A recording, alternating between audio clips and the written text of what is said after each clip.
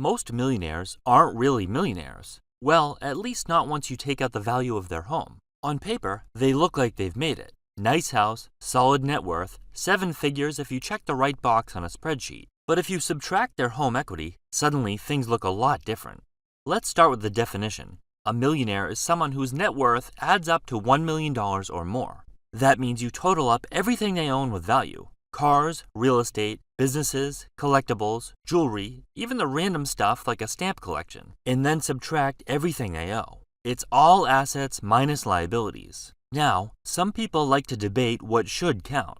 They'll say things like, well, you'd have to sell that, so it doesn't really count. Or, that's not liquid, so it shouldn't be included. But that's not how net worth works. Net worth is a simple calculation. What you own minus what you owe. Whether something is sold through a realtor, stamp collection broker, or an auctioneer doesn't change the math.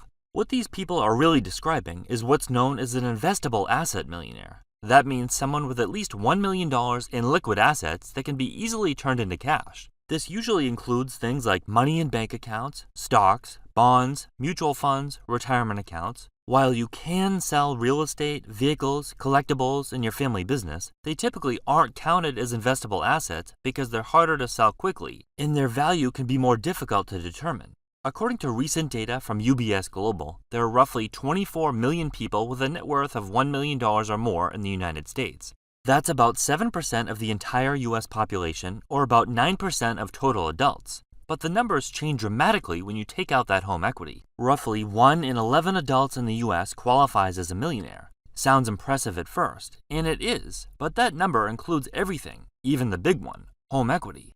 When you narrow it down to just investable assets, which for most people basically means excluding the value of their home, the number drops sharply. Only about 2.3% of adults, or about 1.8% of the total US population, actually have $1 million or more in liquid investable wealth.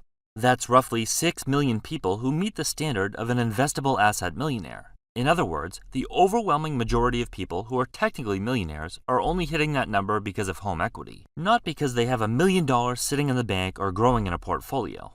Generally speaking, about 2 out of every 100 people you pass on the highway, see pushing a shopping cart at the store, or boarding a flight at the airport have $1 million or more in liquid investable assets. Not just net worth on paper, but actual wealth they can access and use. It's a small group, and chances are you wouldn't even know who they are. If you've built up enough equity in your home to push your net worth over $1 million, but don't have quite as much in liquid assets, that's still an achievement. Homes are expensive, and paying one off, or even building solid equity, takes time, discipline, and financial stability. But the problem is that home equity isn't exactly usable money. It's not liquid. You can't easily spend it, invest it, or live off it, unless you sell the house, take on a reverse mortgage, or borrow against it. It's wealth on paper, but not in your pocket. That's where the distinction becomes really important, because there's a huge difference between being net worth rich and being financially independent. A couple in their 60s who owns a $750,000 home outright but only has $250,000 in savings is worth $1 million, but they're not retiring anytime soon. They're still dependent on income to cover bills, healthcare, and everything else. On the flip side, someone renting an apartment with no property but $900,000 in index funds and $100,000 in cash could quite possibly quit their job tomorrow and never work again. Technically, both are millionaires, but only one is an investable asset millionaire. And this is the uncomfortable truth that gets lost in most financial discussions. We love throwing around net worth as a measuring stick, but it doesn't tell the full story. Net worth includes everything: the house, the car, the furniture, the retirement accounts, the junk in your garage. But if you want to know who's truly financially secure, you have to ask a more specific question. How much do they really have in investable assets? Those with liquid assets are the people who could theoretically stop working today and still pay their bills indefinitely without having to sell their home. Those are the people with portfolios generating income, cash in the bank, and flexibility. They're not relying on property values to carry their retirement. They've built financial freedom, not just equity. An even better question than net worth might be, how much passive income does someone actually earn? For instance, someone who owns a business valued at over $1 million might not technically count as a liquid millionaire, since that business isn't something they can easily turn into cash. They might be making $300,000 per year with the business running in the background, but if they only have $400,000 in liquid assets, they still wouldn't qualify as a millionaire by investable asset standards. Their total net worth is over 1.4 million, but when we're talking about money that's actually available to invest, it's a different story. Of course, this is a relatively small group. For most people, the biggest difference between their total net worth and their liquid net worth comes from the value of their home. Take the house out of the equation, and the picture changes dramatically. Because for most people, their home is their biggest item of value.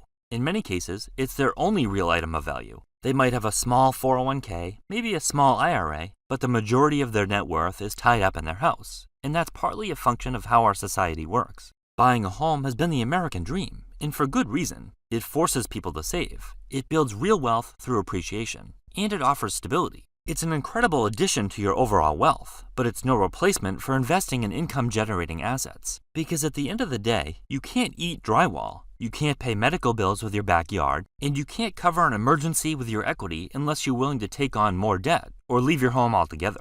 So while owning a home is absolutely a good thing in many cases, it's not a substitute for actual liquid wealth. It doesn't give you the same kind of freedom that cash and investments do. This difference becomes more obvious during retirement. Millions of people retire with what looks like a solid net worth, say $1 million or more, but still struggle financially. Why? Because a large portion of that net worth is tied up in their home, meaning they're living off modest pensions or Social Security and gradually drawing down their savings just to cover everyday expenses, and to keep up with the ongoing costs of maintaining a high-value home that boosts their net worth but doesn't generate any income. On paper, they look wealthy, but in reality, they're watching every dollar and trying to make it stretch. That's one reason why you often see older homeowners living in homes that need work. They may fully own the house, but they don't have enough income to afford proper upkeep.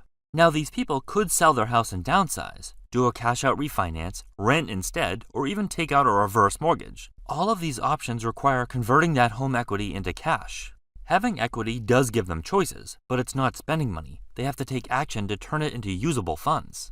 On the other hand, someone who's quietly been maxing out their Roth IRA, steadily contributing to a 401k, and investing consistently might not own a home or have any equity, but they can comfortably live off the returns from their portfolio. Of course, they'd still need to cover housing costs, likely through rent, but their financial freedom comes from assets that generate income, not from a house that only costs money. It also explains why the FIRE, or Financial Independence Retire Early community, puts such a strong emphasis on liquid net worth. Most people chasing FIRE couldn't really care less if their home appreciates by $100,000. What they care about is how much passive income they have. They measure success not by what they own, but by how little they need and how long their money can last without a paycheck. A home equity millionaire is much more common than it used to be. With real estate prices skyrocketing over the last decade, especially in certain states, tons of average homeowners have crossed the $1 million threshold without even trying. If you bought a modest home in California 20 years ago, you might be a millionaire today purely because the market exploded. But does that mean you're financially set? Not really. In fact, in many cases, those homeowners are asset rich with non-liquid assets but cash poor. They're still working, still stressed, and still struggling to get ahead, despite what their Zillow estimate says. Many people make the mistake of relying too heavily on their home equity, viewing it as accessible wealth when it's not something they can easily spend. A home can be a valuable part of your net worth, but it shouldn't be the main thing carrying your finances. Real financial stability comes from balancing that equity with liquid assets and passive income. Think savings, investments, and retirement accounts that you can actually use when needed. Without that flexibility, people often find themselves house rich but cash poor, with real wealth that looks good on paper but doesn't translate into real financial freedom.